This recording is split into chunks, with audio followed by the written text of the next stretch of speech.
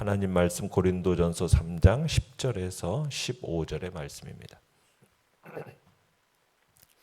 고린도전서 3장 10절에서 15절의 말씀 우리 한 목소리로 같이 읽겠습니다. 시작. 내게 주신 하나님의 은혜를 따라 내가 지혜로운 건축자와 같이 터를 닦아두매 다른 이가 그 위에 세우나 그러나 각각 어떻게 그 위에 세울까를 조심할지니라. 이 닦아둔 것 외에 능히 다른 터를 닦아둘 자가 없으니 이 터는 곧 예수 그리스도라. 만일 누구든지 금이나 은이나 보석이나 나무나 풀이나 짚으로 이 터 위에 세우면 각 사람의 공적이 나타날 터인데 그 날이 공적을 밝히리니 이는 불로 나타내고 그 불이 각 사람의 공적이 어떠한 것을 시험할 것임이라. 만일 누구든지 그 위에 세운 공적이 그대로 있으면 상을 받고 누구든지 그 공적이 불타면 해를 받으리니 그러나 자신은 구원을 받되 불 가운데서 받은 것 같으리라. 아멘. 오늘 말씀의 제목은 각 사람의 공력이라는 제목으로 말씀을 나눕니다. 우리는 바울이 교회 지도자들의 직분이 어떠한가를 어제 말씀을 통해 밝히면서 어떤 특정한 지도자를 내세우며 파당을 만들어 분열하는 것이 부당한 것을 역설했죠. 그러니까 복음 사역자들은 상호 관계, 서로 간의 관계를 통해서 하나님의 나라를 세워가는 하나님의 동역자들인 것인데 어떤 사역자의 인맥에 따라서 분열하는 이 고린도 교인들의 영적인 유치성, 어떻게 보면 부당성, 이걸 지적한 거죠. 오늘 본문은 건축자의 비유를 통해서 그리스도만이 교회의 유일한 기초가 되심과 그 터 위에 하나님의 교회를 세워나가는 그 사역자들의 올바른 자세에 대해서 교훈을 하고 있습니다. 내용 관찰 문제 1번을 보시면 바울이 지혜로운 건축자와 같이 세운 터는 무엇을 가리키는 것입니까? 자, 지혜로운 건축자와 같이 세운 터는 11절에 보면 이 터는 곧 뭐라고 얘기합니까? 예수 그리스도, 이렇게 예수 그리스도를 가리키는 거죠. 그러니까 바울이 전한 그리스도께서 교회의 유일한 기초가 되신다는 말입니다. 그러니까 그리스도 외에는 교회의 기초, 다른 기초란 생각할 수가 없는 거죠. 그리스도 위에 다른 터 위에 세워진 교회는 이미 교회가 아닙니다. 왜냐하면 하나님께서 예수 그리스도 이외에 구원 얻을 만한 다른 이름을 우리에게 주신 일이 없다라고 말씀하고 계시기 때문이에요. 또한 교회는 하나님께서 예수 그리스도라는 피값, 예수 그리스도의 피값을 주고 사신 공동체입니다. 주는 그리스도시요 살아계신 하나님의 아들이라는 그 신앙 고백에 근거하여 세워진 공동체가 바로 교회이기 때문입니다. 나아가서 그리스도께서도 친히 자신이 교회에 뭐가 되신다고 그랬습니까? 머릿돌이 되신다라는 것을 주장하였기 때문에 예수 그리스도 위에 다른 터라는 것은 존재하지 않는 거죠. 그러니까 바울은 지혜로운 건축자가 되어 바로 이 기초를 가는 곳곳마다 닦아놓았다라는 거예요. 그러니까 바울은 하나님의 은혜로 말미암아 지혜로운 건축자와 같이 정말 명철한 판단력, 긴 안목, 그리고 좋은 기술로 가는 곳곳마다 그 지역 교회를 위한 좋은 터를 마련해 놓았던 겁니다. 그래서 그 고린도 교회도 마찬가지라는 거죠. 결코 다른 사람이 닦아놓은 터 위에 자신의 건축물을 세우지 않았어요. 어떻게 보면 오히려 바울은 자신이 닦아놓은 그 터를 기꺼이 다른 전도자들에게 제공해서 아름다운 교회를 이렇게 세우도록 한 거죠. 다른 전도자라는 것은 고린도 교회의 경우에 신뢰를 든다면은 아볼로 같은 사람이 해당될 겁니다. 그러니까 아볼로는 바울이 고린도 교회를 세우고 떠난 뒤에 고린도로 와서 그곳 교인들을 말씀으로 양육하고 지도하면서 교회를 굳건히 하고 세워나갔던 그런 인물이기 때문입니다. 내용 관찰 문제 2번입니다. 그 터 위에 세운 공력은 어떻게 평가받게 됩니까? 자, 건축자들이 집을 세울 때 어떤 재료를 사용하느냐가 중요함을 보게 됩니다. 그러니까 바울은 건축 재료로 금, 은, 보석 또 그리고 나무, 풀, 집 이렇게 제시를 하는데 이 앞에 세 가지 재료 금, 은, 보석은 견고하고 영속적인 것으로서 영원하신 하나님의 지혜를 상징하는 반면에 이 뒤에 나오는 세 가지 나무, 풀, 집은 약하고 임시적인 것이죠.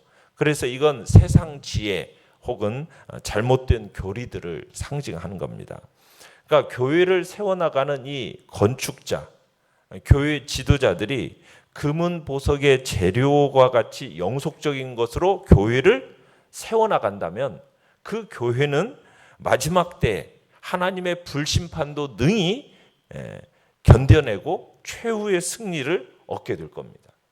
그러나 만약 나무나 풀이나 지푸르 같은 임시적인 것으로 교회를 세운다면은 그 교회는 마지막 불심판 때 다 타고 없어지고 말 거라는 거죠. 물론 마지막 불심판 때 교회가 불타 없어진다면 건축자였던 그 교회의 지도자들이 그 책임을 지게 될 것입니다. 그러니까 교회 지도자들은 그리스도의 터 위에 교회를 세워나갈 때 세상 지혜가 아닌 오직 하나님의 지혜에 의존하면서 그 교회를 세워나가야 된다는 거죠. 그러니까 우리의 관심은 어디에 있어야 되겠습니까? 어떤 보기 좋은, 형상이 보기 좋은 어떤 건축물이 올라가는 것, 여기에 우리의 관심이 있는 게 아니라 영원히 타지 않을 재료, 하나님의 지혜, 그 지혜 위에 건축하는 노력. 그래서 주님의 재림시에 공적을 그 판가름할 불심판에 지금 이 모든 게 있는 겁니다. 그러니까 사람의 눈에 보기에 좋다고 해서 그게 얼마나 훌륭한 건축물인가, 이게 중요한 게 아니라는 거예요. 무슨 재료를 사용해서 건축물을 지어서 불심판을 견뎌내는가, 이게 중요한 거죠. 그러니까 건축자로 비유되어지는 이 하나님의 사역자들, 하나님의 일꾼들, 하나님의 지도자들은 하나 심판날의 평가를 기억해야 되는 거죠.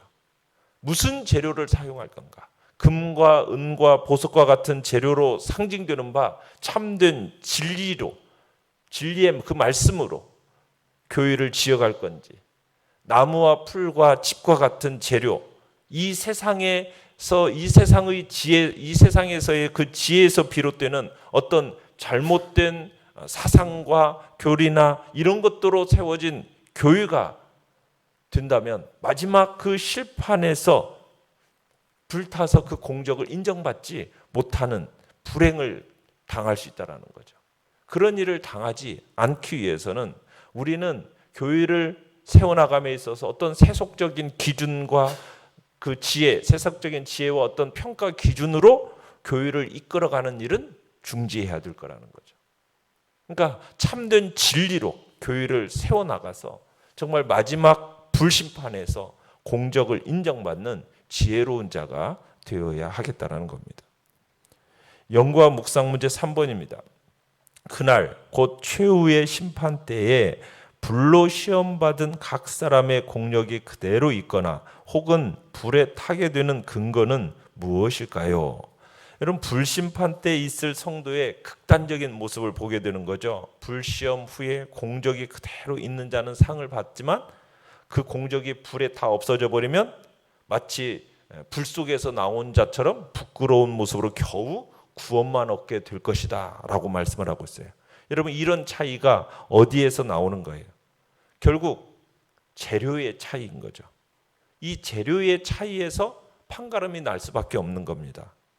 금과 은과 보석처럼 강하고 귀할 뿐만 아니라 어떻게 보면 이 재료들은 쉽게 얻을 수 없는 재료예요. 그러나 그에 비해서 나무나 풀과 지피라는 건 어떻습니까? 쉽게 탈 뿐만 아니라 어떻게 보면 아무 데서나 쉽게 구할 수 있는 재료들이라는 거죠. 우리의 신앙생활에서도 이런 차이가 있을 수 있다라는 거죠. 금은 보석은 어떻게 보면은 견고합니다. 영속적이에요. 그래서 영원하신 하나님의 지혜를 상징하는 반면에 이 나무나 풀이나 지피라는 것은 약하고 임시적인 거예요. 세상의 지혜를 상징합니다. 결국 이 그리스도의 터 위에 교회를 세울 때 하나님의 지혜로 세우면 마지막 심판 때 하나님이 그 수고를 인정받아서 상급을 받게 될 거지만, 반대로 세상의 지혜로 세워버리면 그 자신은 구원을 받을지 모르겠지만 그 수고에 대해서는 인정받지 못하고 도리어 해를 받게 될 거다. 우리의 사역의 근거가 어디에 있어야 될 것인가? 하나님의 말씀의 근거에서 사역해야지, 세상 지혜의 근거에서 사역하는 것은 어떻게 보면 엄정한 경고가 되어진다라는 겁니다. 우리는 단지 믿음으로 구원받는 것, 여기에 만족해서는 안 됩니다. 어떻게 보면 지금 이 시점부터 어떠한 모습으로 살아가야 할지를 우리는 진지하게 우리는 생각해야 보는 거죠. 내가 쌓아 올리고 있는 것이 무엇인가? 그냥 나무나 풀과 집과 같은 싸고 정말 싸구려고 연약한 그런 재료로 내가 혹시나 나의 신앙의 집들을 지어가고 있는 것은 아닌지, 아니면 금과 은과 보석처럼 귀하고 견고한 재료로 정말 신앙의 집을 지음으로 말미암아 마지막 날에 모든 불시험을 이기고 많은 상급과 함께 자랑스러운 모습으로 생명과 영광의 그 부활에 들어가는 성도가 될 것인지, 우리가 주님 앞에서 우리의 신앙의 근거를 어디에 두고 있는지, 무엇이 영원하고 무엇이 정말 가치 없이 이 땅에서 잠시 있다 사라지는 것인지, 무엇이 근거가 될까요? 우리는 영원한 것에 우리의 삶에 투자가 이루어져야 되죠. 무엇이 영원하겠습니까? 하나님께 드려지는 우리의 삶이 영원한 것이고, 하나님의 말씀이 영원한 것이고, 사람의 영혼이 영원한 것입니다. 그 영원한 것에 우리의 삶을 들여가는 거죠. 그것만이 남는 거예요. 다른 모든 것들은 불타 사라지겠지만 하나님께서 영원하시다라고 말씀에 정해놓으신 하나님과 하나님의 말씀과 사람의 영혼, 여기에 우리의 삶을 투자하며 살아가는 것이 가장 가치 있는 삶임을 다시 한번 생각하게 됩니다. 느낀 점 4번입니다. 최후의 심판 때에 우리 각 사람의 평생의 사역은 하나님의 불에 의해 그 본질이 드러나게 될 것이라는 사실 앞에 당신은 어떠한 마음가짐을 갖게 됩니까? 자, 우리의 모든 삶에 대한 하나님으로부터의 오는 철저한 불심판이 있음을 기억한다면 우리는 안일한 자세를 버리고 더욱 분발하며 우리가 말씀과 받은 직분을 위해서 최선을 다해야 하는 삶을 다해야겠다는 마음을 우리는 갖게 되는 겁니다. 교회를 세워가는 일꾼이요, 사역자요, 지도자들로서 우리는 그 공적, 우리의 그 수고와 노력의 정당성은 주님의 재림의 날에 평가될 것입니다. 그 성도의 신앙의 진실의 여부가 주님의 재림의 날에 드러나게 될 거라는 얘기죠. 이 말씀은 안일하게 신앙생활하는 우리에게는 참으로 심각한 경고가 아닐 수 없는 것입니다. 우리가 예수 그리스도를 믿는다라고 고백을 하고 교회에서 신앙생활을 했다고 해서 모두 다 자동적으로 구원에 이르는 건 아닙니다. 우리가 마지막 때 예수 그리스도의 그 심판대 앞에 서서 우리의 그 신앙의 진실성의 여부가 검증받게 될 것입니다. 마치 그 건축물에 대해서 준공검사를 받게 되는 것과 같은 거죠. 그 건물이 완성되었다고 해서 그것으로 끝나는 게 아니잖아요. 그 해당 관청의 준공검사를 받아야 되는 거예요. 아무리 그 건물이 화려하고 웅장하게 지어졌어도 정작 그 관청에 신고한 설계도대로 건축법에 관련된 그 법규를 위반하면 결국 검사에 통과하지 못하고 그 건물은 사용되지 못하고 자칫하면 그동안의 그 수고와 노력이 헛되게 돌아가고 말게 되는 것이죠. 마찬가지로 우리 성도들 역시 우리의 신앙의 집을 짓는 자로서 하나님이 원하시는 대로 하나님의 말씀에 따라서 그 신앙의 집을 세우지 않는다면 주님께서 재림하시는 날에 그 신앙에 대해서 인정받지 못하고 부끄러움을 당하게 된다는 얘기입니다. 그렇기 때문에 우리 각자는 내 자신이 바른 신앙의 집을 짓고 우리 자신을 늘 돌아봐야 되는 것이죠. 그렇다고 해서 우리가 예수 그리스도의 심판의 날에 당황할 필요는 조금도 없어요. 우리가 예수 그리스도를 터로 분명하게 세워놓은 이상 우리에게 있어서 그 그리스도의 심판의 날에 구원은 분명한 사실입니다. 그리고 영광의 그 나라에 들어가게 될 거예요. 그 심판의 날에 그러면서 우리는 두려워하지 않을 이유는 우리가 또한 진리의 말씀을 따라서 바르게 신앙생활을 해 나가고 있다면 우리는 두려워할 이유는 전혀 없죠. 우리는 도리어 그 소망 중에 그날을 우리는 기다리게 되는 거죠. 마치 시험 준비를 열심히 한 학생은 그 좋은 결과를 기대하면서 그 시험의 날을 기대하는 것 같은 거죠. 그러니까 우리 모든 삶에 대해서 하나님으로부터 오는 그 철저한 불심판을 우리는 기억하면서 우리가 이 땅에서의 안일한 자세를 버리고 더욱 분발하면서 우리가 하나님의 말씀과 그 받은 직분을 위해서 최선을 다하는 복된 자리에 있기를 바랍니다. 그날이 다가오면 다가올수록 더욱 용기와 소망을 품고 바른 신앙의 집을 짓는데 전진하는 복된 삶이 되시기를 바랍니다. 결동과 적용 5번입니다.